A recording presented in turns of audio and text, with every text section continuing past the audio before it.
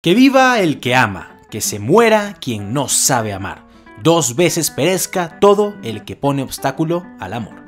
Esta frase se puede leer muy claramente en un grafiti hecho en las ruinas de Pompeya y se ha vuelto muy popular ya que representa la devoción por el amor y el sexo que tenían los romanos. En algún momento del pasado, múltiples civilizaciones disfrutaban de la sexualidad como fuera, entre hombres o entre mujeres, entre multitud o de forma privada, guiada por el amor o simplemente por el deseo y muchas otras formas. Asimismo, ha sido variada su interpretación y en muchos casos utilizada como un sistema para implementar moralismos y otros conductos sociales. Al dar una mirada atrás, es fácil caer en falacias como que los griegos abrazaban todo tipo de homosexualidad, lo que ya desmentimos en nuestro video sobre Grecia. Por otro lado, es ampliamente conocido que los romanos vivían el amor y el sexo como un gran regalo de los dioses, y por eso debían practicarlo al máximo. Pero no se puede dejar de lado que también existía una legislación y una tradición moral romana que ponía límites a este disfrute. Yo soy Rafael Peraza y esto es todo sobre la homosexualidad en Roma. A inicios de la República Romana, las relaciones homosexuales entre hombres libres estaban penadas incluso con la muerte por la ley Scantinia, que fue promulgada en el 149 a.C. Tiempo después, luego de que Roma ocupa definitivamente el territorio griego, estas costumbres homosexuales van a seducir a los romanos a la idea de intentar cosas nuevas, y esto los lleva a adoptar prácticas como la pederastia, las bacanales y otros hábitos que inicialmente no encajaban con los valores tradicionales romanos. A estas prácticas llegaron a llamarles el vicio griego.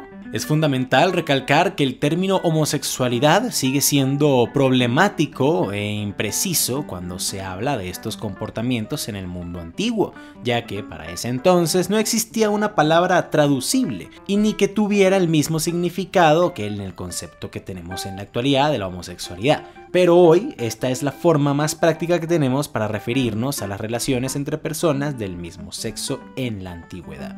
Por otro lado, aunque parecía que la bisexualidad fuera norma por aquellos remotos tiempos, varios autores antiguos señalan que en la antigua Roma se conocieron bastantes relaciones sexuales y sentimentales exclusivamente entre hombres. Retomando la historia romana, el tiempo hizo lo suyo y al final estas prácticas griegas se encajaron en la sociedad. Asimismo, encajaron también las costumbres homófobas. Como suele pasar con los antiguos comportamientos heredados, se van dando modificaciones. Es por eso que mientras que en Grecia era mal visto que la relación se diera entre 2 adultos, la línea roja de Roma recaía en los roles dentro de ese vínculo, y es que era necesario que fuera establecido quién sería el pasivo y quién el activo. Pero no solo a nivel sexual, sino en general, ya que la pasividad en un hombre como tal suponía una pérdida del control, y esta virtud era vista como un valor muy grande en Roma. Se entendían las dinámicas sexuales como juegos de poder o como algo que les diferenciaba en la jerarquía. Resumiendo tecnicismos, no había mayor humillación que ser penetrado, y esto se veía reflejado en el trato social. En este caso, la discriminación no iba ligada a si ambos eran adultos. Aquí dicha estigmatización desaparecía, porque lo importante era saber quién jugaba el rol de quién en la relación. Si un hombre disfrutaba siendo penetrado, era llamado pathicus, que tenía una carga bastante despectiva, o catamita, que sería traducido como algo similar a un niño pubescente. Es decir, que como era pasivo, pues inmediatamente se tomaba como un hombre débil y femenino. Eso también tiene un camino profundamente machista, y es que nace del entendimiento de que las mujeres ejercían el rol pasivo, pero ojo, no solo en las relaciones sexuales, sino en aspectos como quién mandaba en el hogar, quién tenía mayor interacción social, quién era más reconocido, etcétera, etcétera. En todos estos aspectos, la normalidad radicaba en que fuera el hombre el que mantuviera una actitud activa, mientras que la mujer era la figura pasiva, sumisa, escondida, secreta, sin opinión y demás cosas que, bueno, tristemente incluso hoy seguimos viendo. Entonces, debido a que se establecía que la mujer jugaba ese rol, los hombres que tuvieran un comportamiento entendido como femenino pasaban por el tipo de humillaciones que se ejercían contra las mujeres. De la misma forma, la pasividad era algo designado también a esclavos y adolescentes. El hombre romano era el que mandaba en la casa y decidía absolutamente todo, o así pues lo consideraban ellos mismos. Y la bisexualidad era justificada en que ya su dominio superaba al de la mujer, entonces debía tener una dominación total sobre todas las cosas. Eso incluía también a otros hombres que no fueran tan supuestamente viriles como ellos mismos. En medio de esas prácticas, creencias y justificaciones también cabían bastantes injusticias y malos tratos por parte de los propios romanos, ya que se les daba el poder absoluto para someter los cuerpos de cualquiera que no fuera un ciudadano de la República o más adelante del Imperio. Esto se veía en que muchas ocasiones sometieron a sus enemigos vencidos a la humillación de ser pasivos, la misma forma de castigo que aplicaban a los esclavos que vivían en sus casas. Esa era la norma y se consideraba que estaban en todo su derecho de someterlos. En este panorama de injusticias también se añade que el ejército era como tal un foco de acoso sexual muy grande. Se dice que el propio emperador Galba tenía una predilección por los hombres fuertes y experimentados, como por ejemplo soldados. Muchos reportes también cuentan que no era insignificante la cantidad de militares que denunciaban ser acosados sexualmente por obviamente sus superiores. En los casos anteriormente mencionados no pasaba nada si se conocía que algún hombre abusaba de su esposa, de sus esclavos o si había mantenido una relación con algún soldado u extranjero. Incluso ni siquiera se entendía como un abuso, sino como un ciudadano ejerciendo el derecho que le corresponde. Por lo que tampoco era problema si se conocía de ese trato públicamente. Pero en el caso contrario, si se armaba un escándalo, ¿no? Si se llegaba a conocer que un ciudadano romano hubiera mantenido el rol pasivo en una relación con un esclavo, un joven o hasta con su esposa, eso lo condenaba a una pérdida de estatus. Pero si Roma era tan abierta al sexo y al amor, ¿por qué las prácticas sexuales estaban tan enfocadas en los hombres? Para los romanos, herederos de la cultura griega, era falto de toda cordura que una mujer pensara en prescindir de una compañía masculina o que concibiera la posibilidad de tener placer sexual sin la presencia de un hombre, sino de otra mujer en este caso. Eso sí era visto como algo antinatural. Las mujeres que gustaban de otras mujeres, o como lo conocemos actualmente, la lesbianidad, era considerada una aberración, un pecado imperdonable, algo anormal, una enfermedad y todo lo malo del mundo. A esto sumémosle que para ese entonces era impensable que alguien naciera en un cuerpo en el que no se sintiera plenamente identificado o que sencillamente no encajara en roles masculinos ni femeninos. Por eso la transexualidad ni siquiera entra a ser considerada en esa época. Asimismo sucedía en la prostitución. A las mujeres que practicaban el oficio más antiguo del mundo se les trataba como seres sin valor y sin moral. Por otro lado, la prostitución masculina, aunque era una práctica corriente, también era legalmente deshonrosa. Igual se establecían puntos para practicarla ampliamente, eso sí. Por ejemplo, en baños públicos a los que los hombres acudían en busca de sexo homosexual. Por supuesto, las mujeres también tenían gran acogida, sobre todo en las orgías y bacanales, pero la gran diferencia radicaba en el cómo eran vistos por el resto de la sociedad. Se supone que ante los ojos de la ley, hombres y mujeres prostitutas pues eran tratados por igual, pero en la práctica no era así necesariamente. ¿Por qué esta diferencia? Porque en el entendimiento de los hombres que predominaban en Roma, los genitales femeninos eran vistos de manera negativa. Y eso que no estamos hablando de la menstruación, que era algo señalado en la antigüedad como algo asqueroso.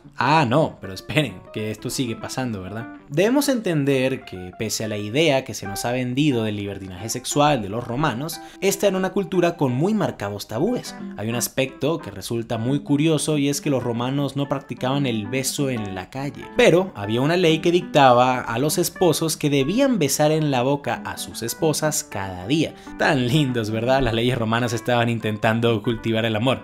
Ah, no, perdón, les arruinó la fantasía, ya que esto no es cierto. Resulta que esta era una vieja costumbre romana que tenía por objetivo controlar que la mujer no estuviera bebiendo, ya que supuestamente eso facilitaba el adulterio, algo que iba en contra de la moral. Por lo tanto, si tú besabas a tu mujer y sentías el aroma o el sabor de un vino o de algo similar, pues tenías el derecho a difamarla o a caerle a golpes si te da la gana. Y otro dato aún más curioso, pese a una moralidad demarcada de la que supuestamente profesaban los romanos, al menos 2 de sus emperadores tuvieron parejas del mismo sexo. 13 de los primeros 14 emperadores romanos sostuvieron ser bisexuales o exclusivamente homosexuales.